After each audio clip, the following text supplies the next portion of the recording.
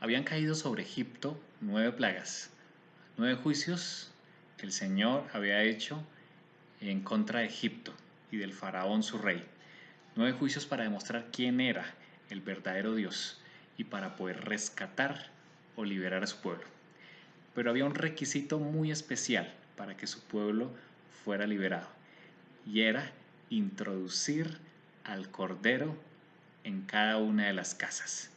Sin ese requisito no habría liberación. En el libro del Éxodo, el capítulo 12, el Señor le dice a Moisés y Aarón en la tierra de Egipto que ese mes sería el principio de los meses y que toda la congregación de Israel debería el 10 de ese mes tomarse cada uno un cordero según las familias de los padres, un cordero por familia. Pero si la familia era tan pequeña que no bastase para comer el cordero, entonces él y su vecino inmediatamente a su casa tomarán uno según el número de las personas, conforme al comer de cada hombre. Haréis la cuenta del cordero, dice el Señor. El animal debía ser sin defecto, macho de 1 año máximo, lo tomaréis de las ovejas o de las cabras, según la orden del Eterno, y lo guardaréis hasta el día 14 de este mes, y lo inmolará toda la congregación del pueblo de Israel entre las 2 tardes. Así que vemos que el Señor les dice que este sería el primer mes de su calendario eclesiástico. Precisamente estos días que estamos viviendo del mes de abril del año 2020, estamos precisamente en el primer mes del calendario hebreo. El sábado que pasó, el día 4 del mes de abril, fue precisamente el día 10 del calendario hebreo, que habla el versículo 3, donde todos debían tomar un cordero según las familias de los padres. Este primer mes, llamado el mes de Abib o el mes de las espigas, también fue llamado más tarde el mes de Nisán. Eso lo vemos en los libros de Nehemías y Esther, nombre que tomó después de la cautividad del pueblo de Israel en Babilonia. Han pasado aproximadamente 3.300 años después de la salida de Egipto, y hoy recordamos también las maravillosas promesas y el poder de nuestro Señor al liberar a su pueblo. Así que el día 10 el pueblo debía tomar un cordero según las familias según el número de las personas que había en la familia. Hay algo bien interesante que encontramos aquí, y es que en ese día 10, 4 días antes de celebrar lo que hoy llamamos la Pascua o el Pesaj, se sabía cuántas personas iban a participar de aquella cena, de aquella hermosa cena que les recordaría para siempre la liberación de Egipto. Así que el día 10 se sabía exactamente cuántas personas de su casa participarían. Esto nos recuerda que justo antes de la liberación del pueblo del Señor de este mundo, habrá un tiempo donde ya se sabrá las personas que van a participar de la cena del Cordero, recordándonos que hay un tiempo en el cual el Señor terminará con un periodo de gracia, en el cual contará a sus escogidos para participar de su cena. Este día 10 también tiene un significado mesiánico. El primero de ellos lo encontramos en el libro de Josué, en el capítulo 4, justo en el momento cuando Israel estaba pasando el río Jordán para ir a tomar la ciudad de Jericó, es decir, justo antes de entrar en la tierra prometida. Recordamos la historia que los sacerdotes llevaban el arca. Ellos pisaron el río Jordán y el Jordán se abrió para que el pueblo pudiera pasar en seco. Y dice el versículo 19, después de que todos hubieron pasado el Jordán y las aguas se volvieron a su lugar corriendo como antes sobre todos sus bordes, el pueblo subió al Jordán el día 10 del mes primero, precisamente, y acamparon en Gilgal, al lado oriental de Jericó. Es decir, entraron en la tierra prometida el día 10 del mes primero. Así que vemos aquí que Israel, como un símbolo del Cordero, también fue introducida en la tierra o en su casa el día 10 del mes primero. Eso tuvo cumplimiento años más tarde, cuando el verdadero Cordero entró en Jerusalén el día 10 de un mes primero. En el libro de Mateo, en el capítulo 21, vemos que Jesús hizo preparativos para poder entrar en su casa, en su Jerusalén, ese día 10 del mes primero. En Mateo capítulo 21 leemos lo siguiente.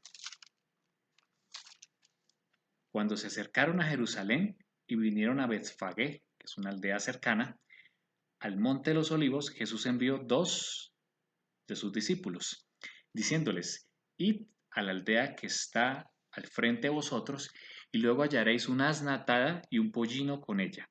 Desatadla y traédmelos. Y si alguien os dijere algo, decid, el Señor los necesita, y luego los enviará.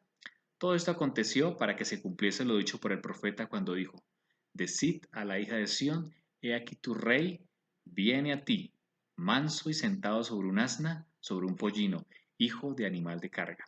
Y los discípulos fueron e hicieron como Jesús les mandó, y trajeron el asna y el pollino, y pusieron sobre ellos sus mantos, y él se sentó encima. Y la multitud, que era muy numerosa, tendía sus mantos en el camino, y otros cortaban ramas de los árboles y las tendían en el camino. Y la gente que iba adelante y la que iba atrás aclamaba diciendo, Hosana, Hosana al Hijo de David, bendito el que viene en el nombre del Señor, Hosana en las alturas. Cuando entró él en Jerusalén, toda la ciudad se conmovió diciendo, ¿quién es este?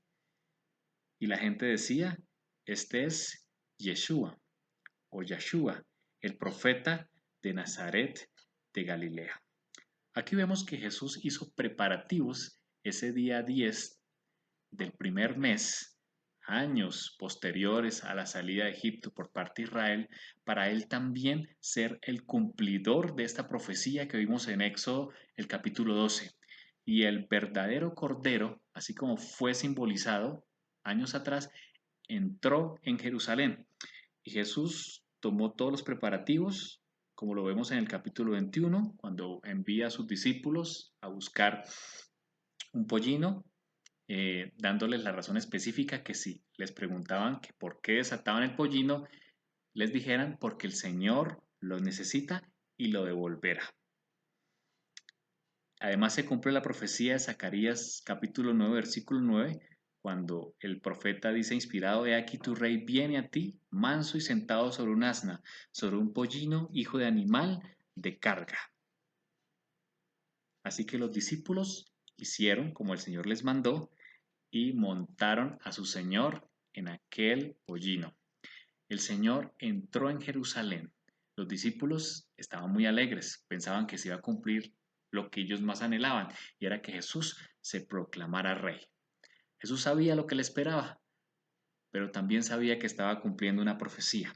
Esto es lo que hoy llamamos en la tradición cristiana el Domingo de Ramos, que fue precisamente la entrada triunfal de Jerusalén, el día 10 del mes primero.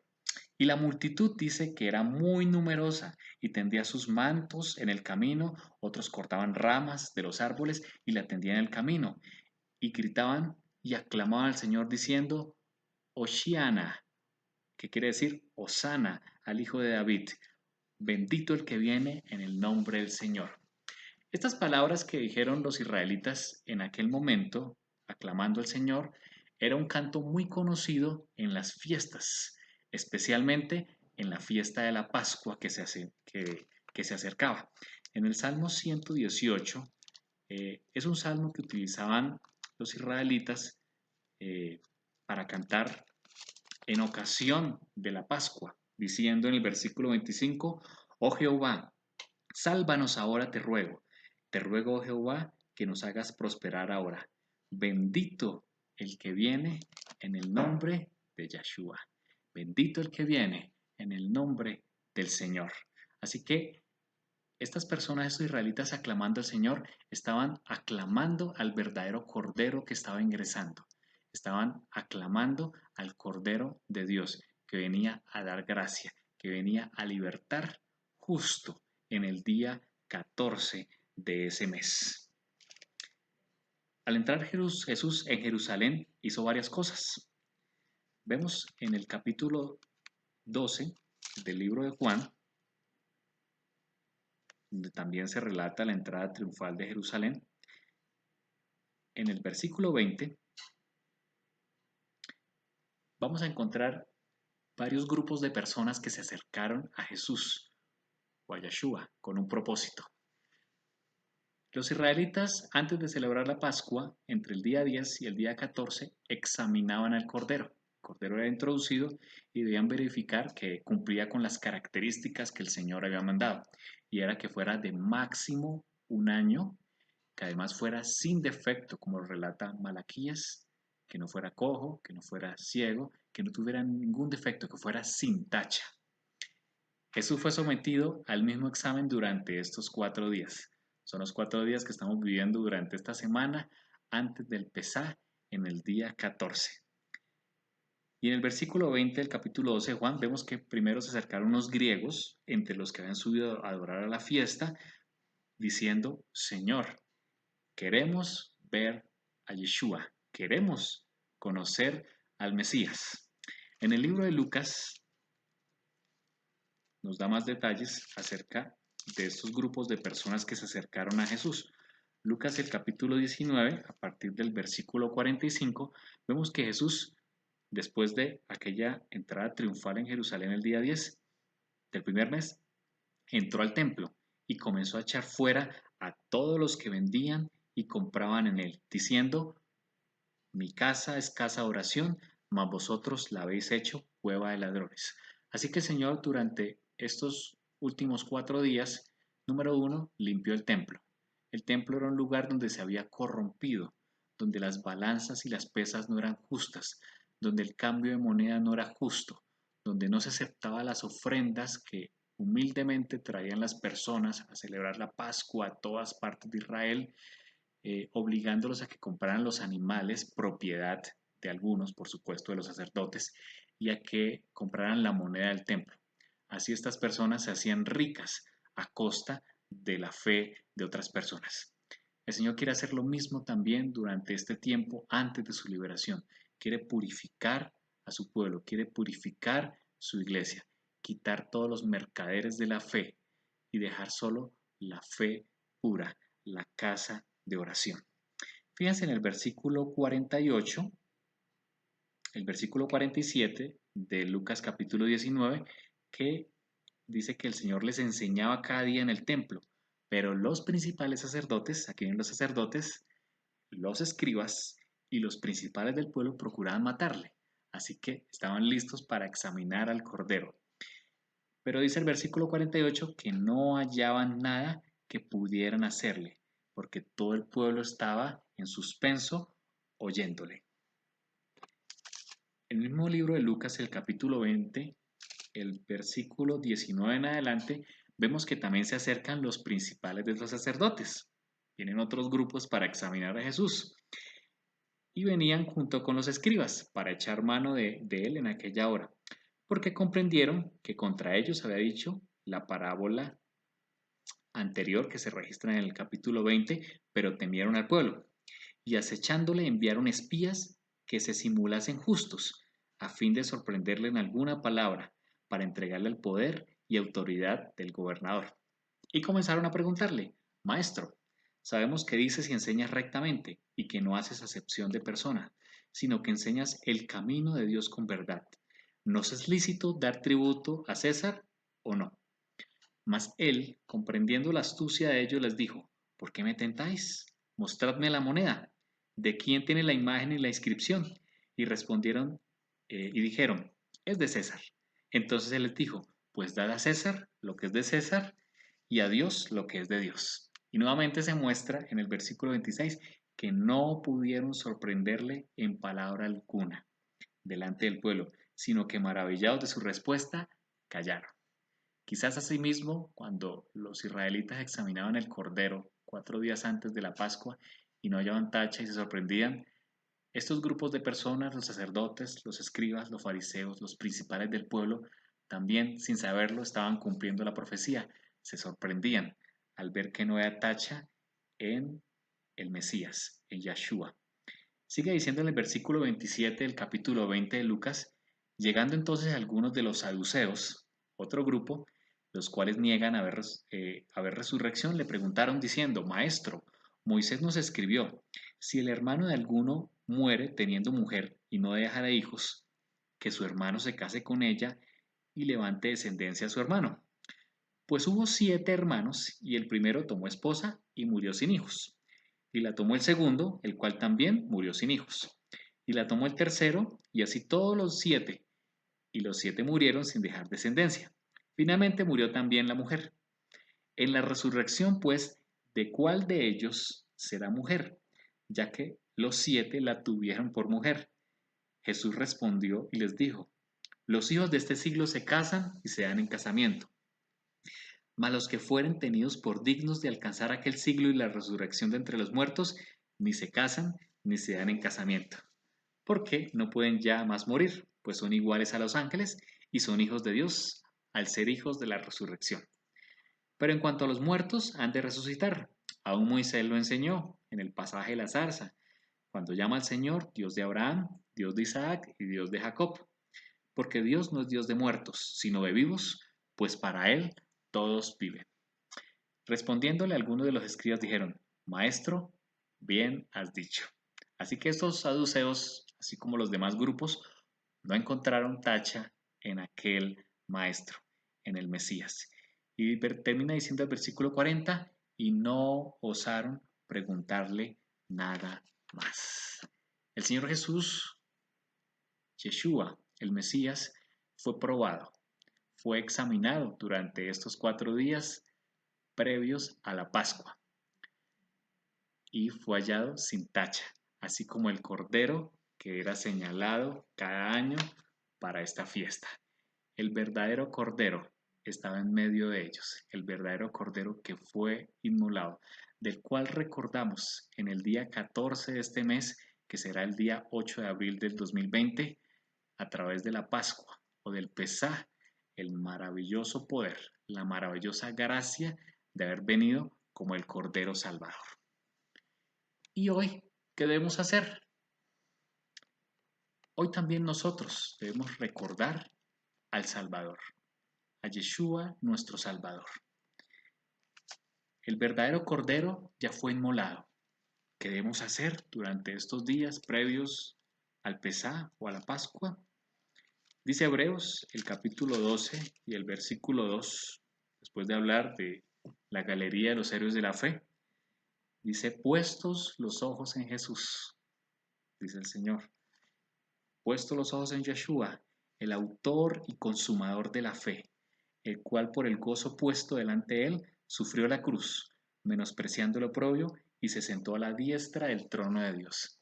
Es tiempo también, antes de que seamos liberados del pecado, liberados de este mundo, fijar nuestros ojos en Jesús.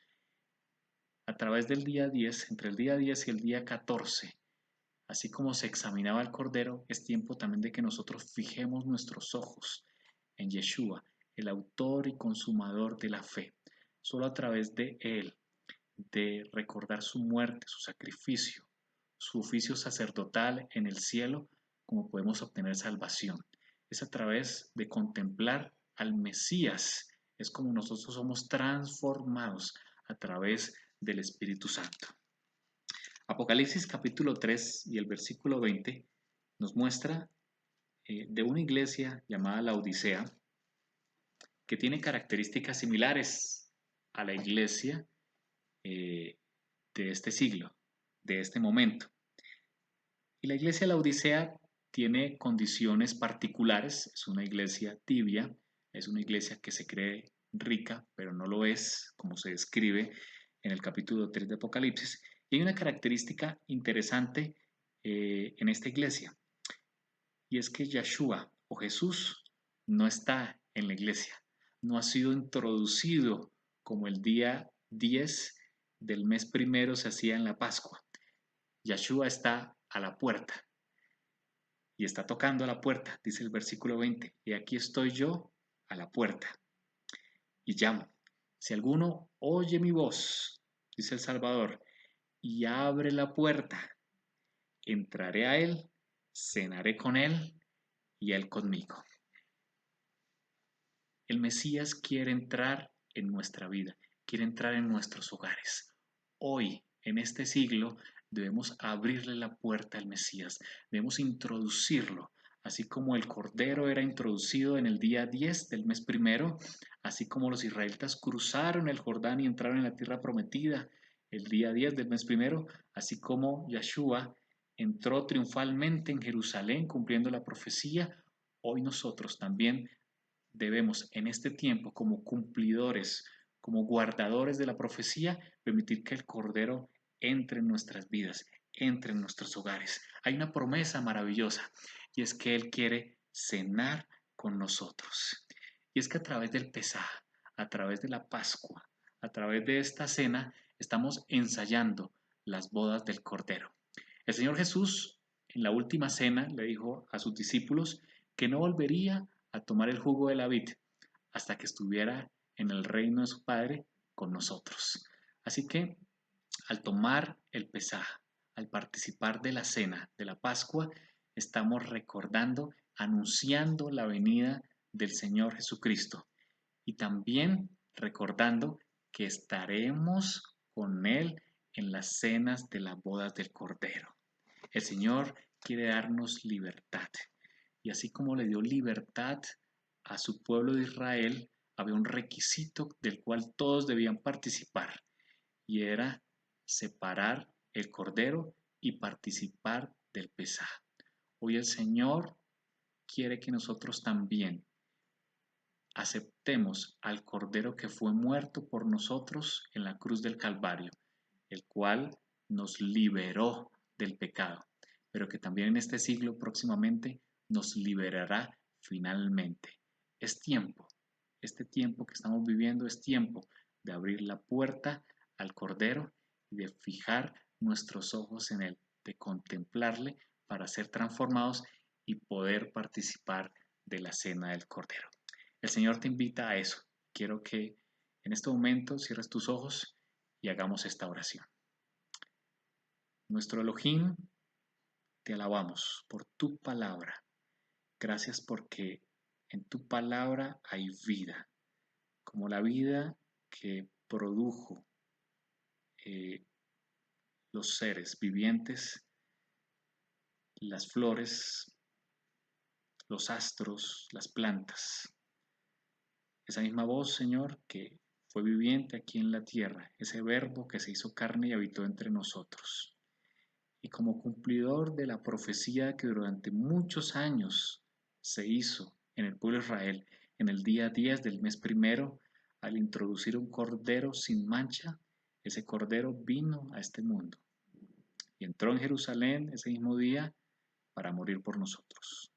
Hoy, Señor, aceptamos el sacrificio. Te abrimos la puerta del corazón, como es la invitación en Apocalipsis 3:20. Queremos que vivas con nosotros, queremos cenar contigo, queremos contemplarte para poder ser transformados y participar de la cena de las bodas del Cordero. Pedimos perdón por nuestros pecados y aceptamos la sangre de nuestro Yeshua, de nuestro Mesías Salvador. Te alabamos, Señor, gracias por tu palabra. Anhelamos la boda maravillosa de las cenas del Cordero. Y te lo alabamos, te lo pedimos en el nombre de Yeshua. Amén y amén.